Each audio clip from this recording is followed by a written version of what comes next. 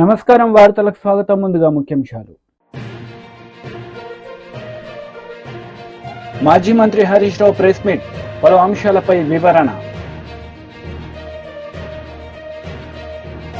మాజీ MLA Jaggareddy press meet, పలు అంశాలపై వివరణ.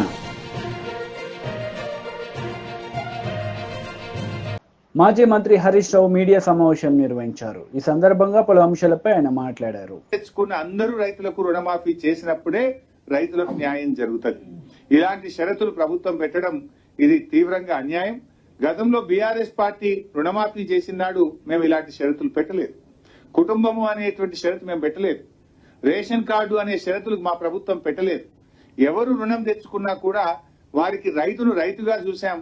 బ్యాంకులో అప్పు తెచ్చుకుంటే ఇచ్చిన మాట ప్రకారంగా ₹1,00,000 రుణమాఫీ బీఆర్ఎస్ ప్రభుత్వం చేసింది.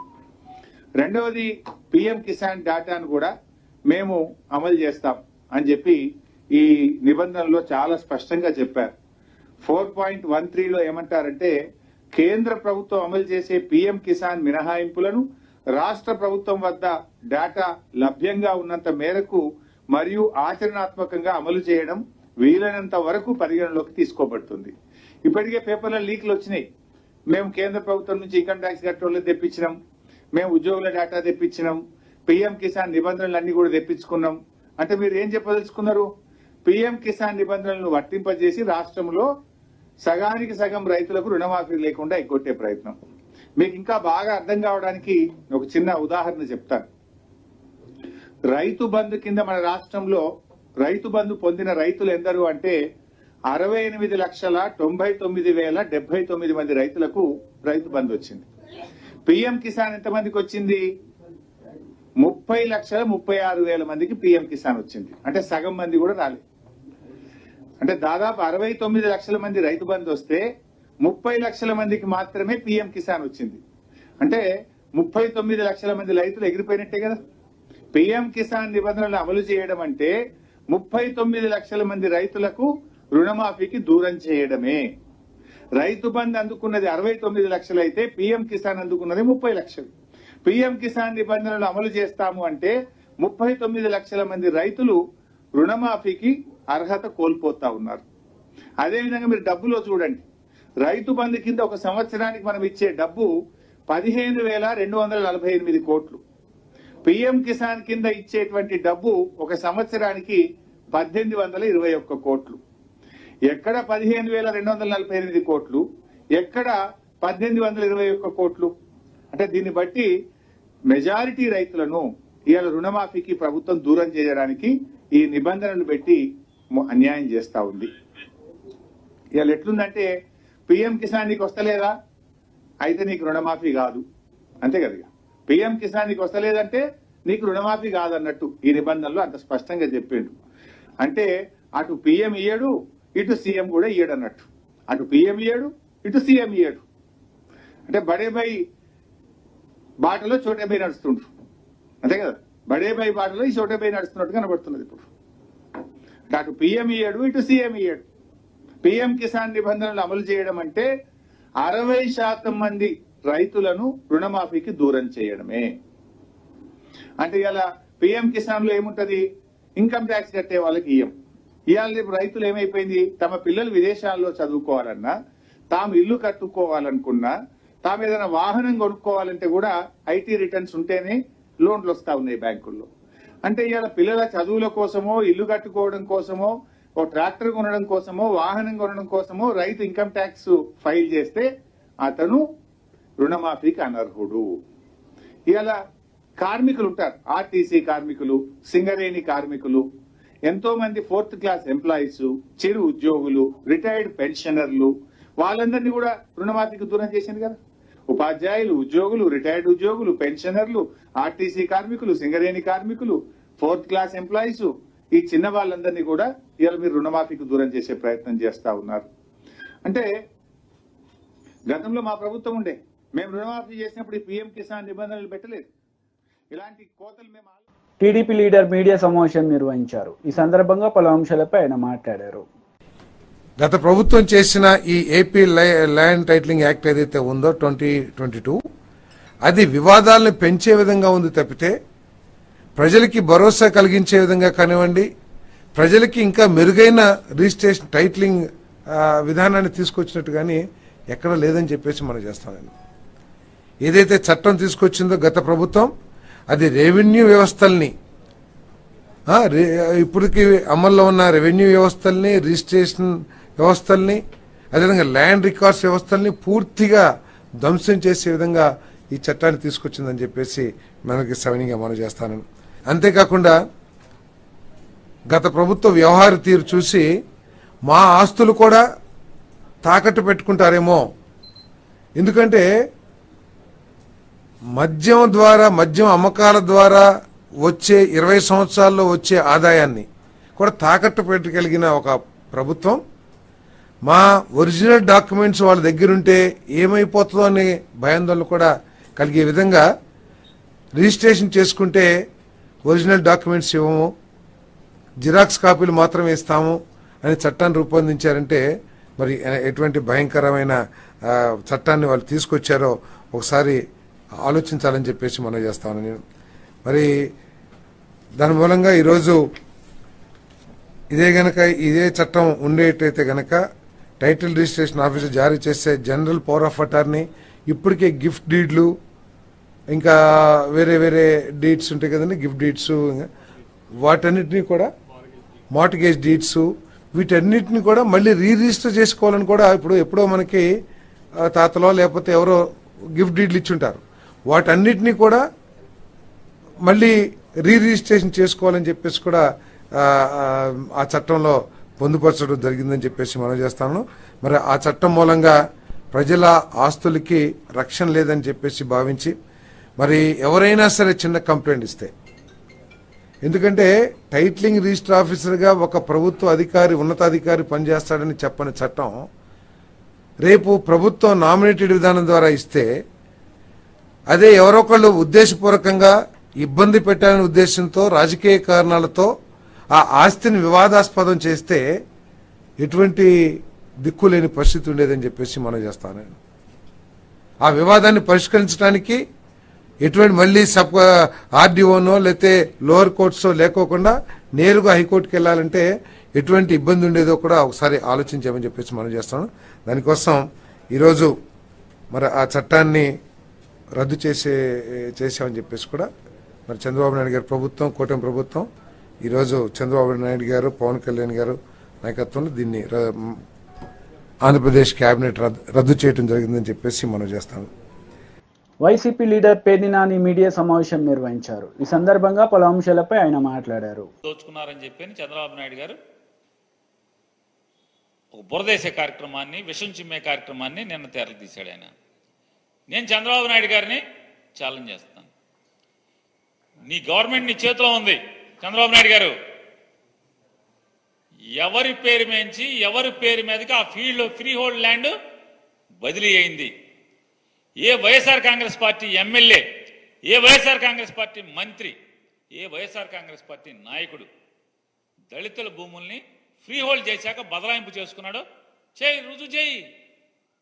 నీకు చేతనైతే, నీలో నిజాయితీ ఉంటే చంద్రబాబు నాయుడు గారు, మీలో నిజాయితీ ఉంటే, మీలో చిత్తశుద్ధి ఉంటే, నిజంగా నువ్వు 40 ఏళ్ల ఇండస్ట్రీ, 14 ఏళ్ల అనుభవం ఉన్నాడైతే, జగన్మోహన్ రెడ్డి గారు ఏదైతే దళితులకి 20 సంవత్సరాల భయపడి ఎవరైతే అనుభవిస్తున్నారో ప్రభుత్వ భూమిని అసైన్మెంట్ ద్వారా ఆ వంశీకులకి లేకపోతే వారి వారసులకి ఆ భూమిని సొంత ఆస్తిగా చేసినటువంటి జీవో ప్రకారం ఆ భూమి ఎక్కడైనా ఎవరి పేరు మీదైనా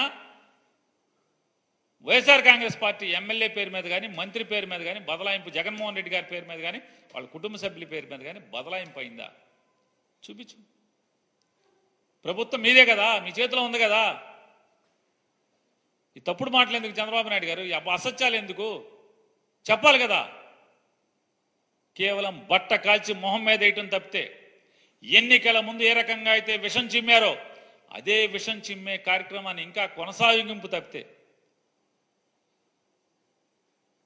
ఎస్ మీలో కలేజా ఉంటే, మీలో సత్తా ఉంటే, మీలో అనుభవం ఉందని చెప్పని మీరు ఏదో అనుకుంటున్నారు కదా. మీ అనుభవం ఉందే నిజమైతే ఈ సమాజం ముందు పెట్టండి. జగన్మోహన్ రెడ్డి గారి ప్రభుత్వం ఏ దళితుల భూమి, ఏ ఎమ్మెల్యే, ఏ మంత్రి బదలాయించుకున్నాడో పెట్టాలి కదా. స్టాంప్స్ అండ్ రిజిస్ట్రేషన్ నీ దగ్గరే ఉంది కదా, నీ ప్రభుత్వమే కదా. రెవెన్యూ డిపార్ట్మెంట్ కూడా మీ ప్రభుత్వమే కదా. ఎందుకు చేయలేకపోతున్నారు? ఊరికే భూములు దోచుకున్నారు ఎందుకు మాట్లాడుతున్నారు? ఆధారాలతో సహా కదా మీరు చెప్పాల్సింది. ఎందుకు చెప్పలేకపోతున్నారు? ఏం చేయాలో అర్థం కాదు. అలవ కాని హామీలు ఇదే మరి. 5-10 కుర్రాడితో పోటీ పడి ఆ కుర్రాడిని నాశనం చేయడం కోసం విషం చిమ్మి దుష్ప్రచారం చేసి జనం మెదడులోకి విషాన్ని ఎక్కించి జనాల్ని లోబర్చుకోవటం కోసం అధికారాన్ని ఏదో రకంగా సంపాదించడమే, పొందటమే దిక్కుమాలిన మార్గంగా మీరు ఎంచుకుని ఈ అలవకాని హామీలు ఇచ్చి వాటిని అమలు చేయలేక దిక్కులు చుట్టం తప్పితే ఏముంది వాళ్ళు మీరు 35 రోజుల్లో చేస్తున్నది? కాంగ్రెస్ నేతలు మీడియా సమావేశం నిర్వహించారు. ఈ సందర్భంగా పలు అంశాలపై వారు మాట్లాడారు. కూడా అధికారంలో ఉన్న పిఆర్ఎస్ ఆ రోజుల ఆ 10 ఏళ్ల కాలంలో మీరు ఈ ప్రోటోకాల్ సంబంధించిన ఈరోజు మాట్లాడుతున్నారే, అసలు మీరు ఇంకా 10 ఏళ్ళ అవకాశం ఇచ్చినా మీరు ఈ కూడా సరిగ్గా నేర్చుకోలేకపోయారు. మీరు మీకు ఈ కాడికి రాలేకపోయారు. మీరు నా తజుర్బా కూడా నా అనుభవం కూడా చెప్తాను. నేను అసెంబ్లీ గత సమైక్య రాష్ట్రంలో లోపల చట్టసభల్లో వచ్చినప్పుడు కానీ, లేకపోతే నేను బయట ఉండి చట్టసభల్లో రాకముందు ప్రోటోకాల్ పరిస్థితి చెప్తున్నా. ఎవరైనా సరే, ఏ పార్టీ అయినా సరే, చరిత్ర 76 సంవత్సరాల చరిత్రలో ఈ రాష్ట్రాన్ని పరిపాలించింది కాంగ్రెసే. సుదీర్ఘమైన ఇంత పరిపాలించిన కాంగ్రెస్కి ప్రభుత్వాలకు మీరు పాఠాలు చెప్పే వయసు మీకు లేదు. మీకు ఆ మెచ్యూరిటీ రాలే. ఆ మెచ్యూరిటీ మీరు తెచ్చుకోలే. ఎవరు? కేసీఆర్ గారితో మొదలు పెడితే ఈ మధ్యలో మాట్లాడుతున్న కేటీఆర్ గారు, హరీష్ రావు గారు.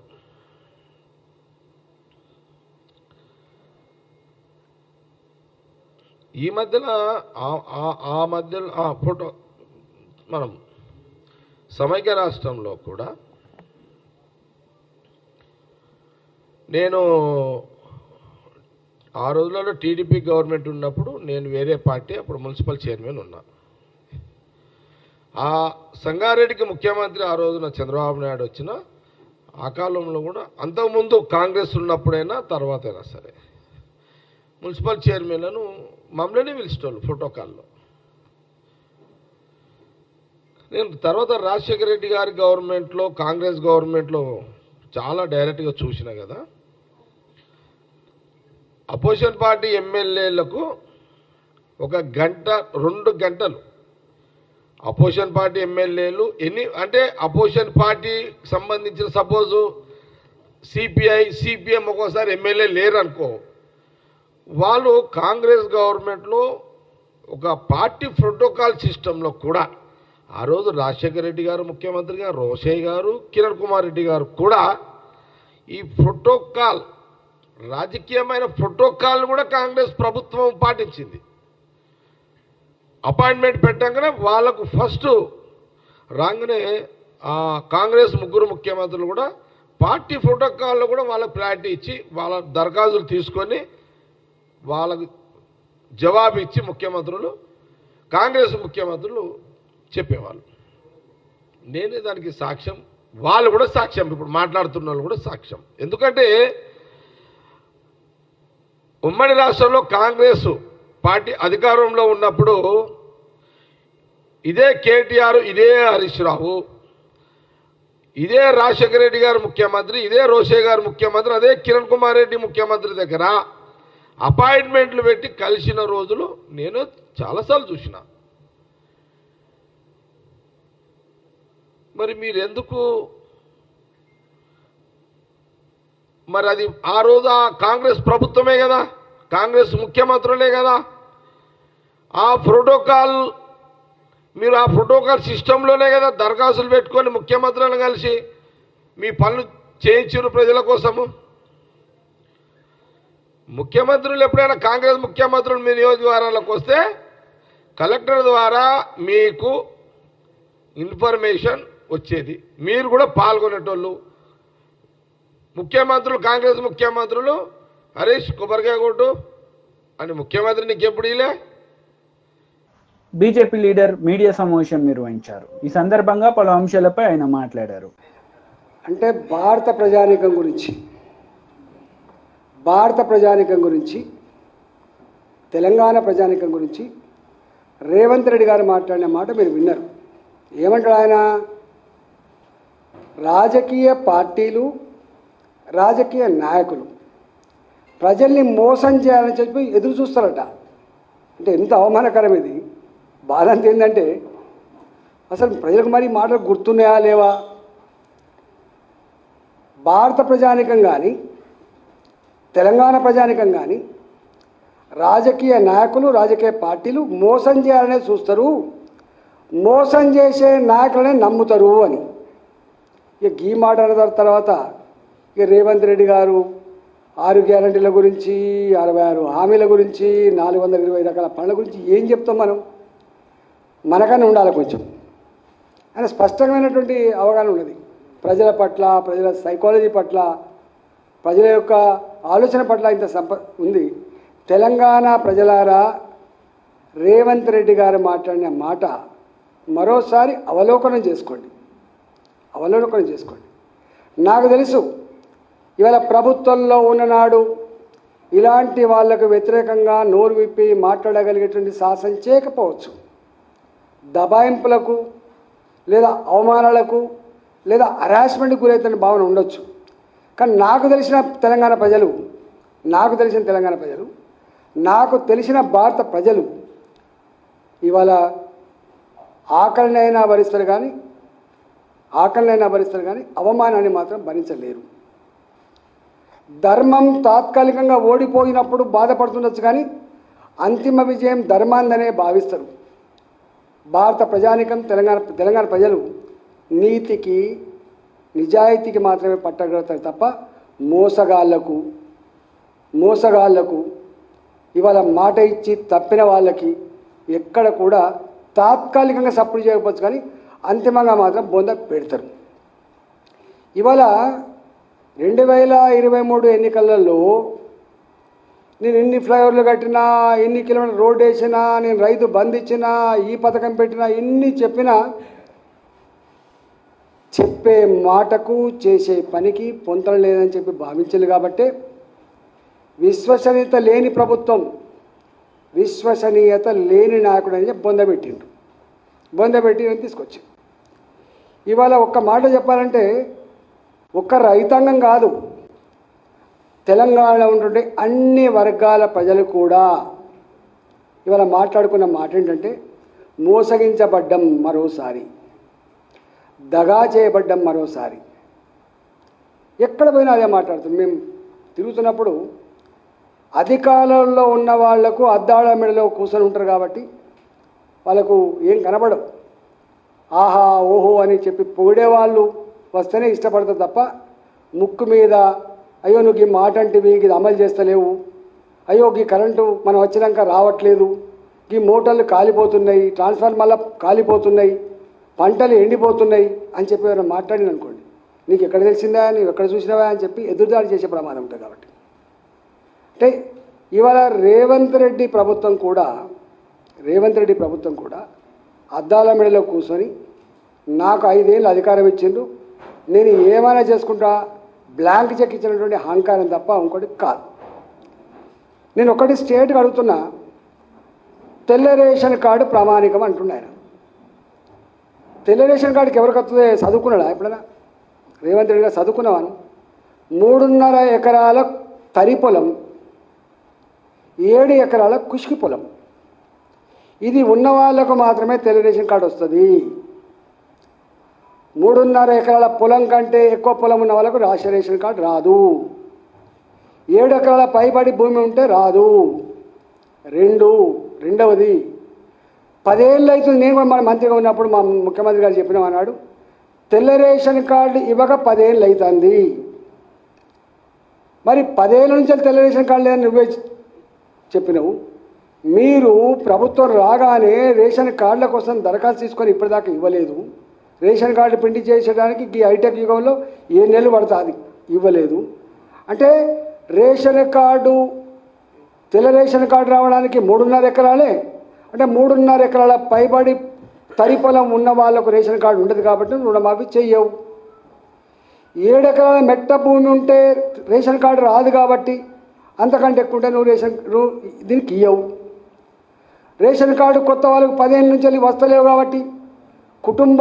వార్తలు ముగించే ముందు ముఖ్యాంశాలు మరోసారి.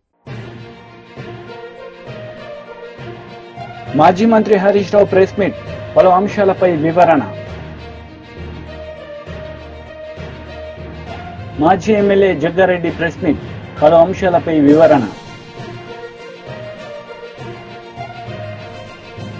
ఈ వార్తలు ఇంతటితో సమాప్తం. తిరిగి ప్రసారమయ్యే వార్తల్లో మళ్ళీ కలుద్దాం. అంతవరకు సెలవు. నమస్తే.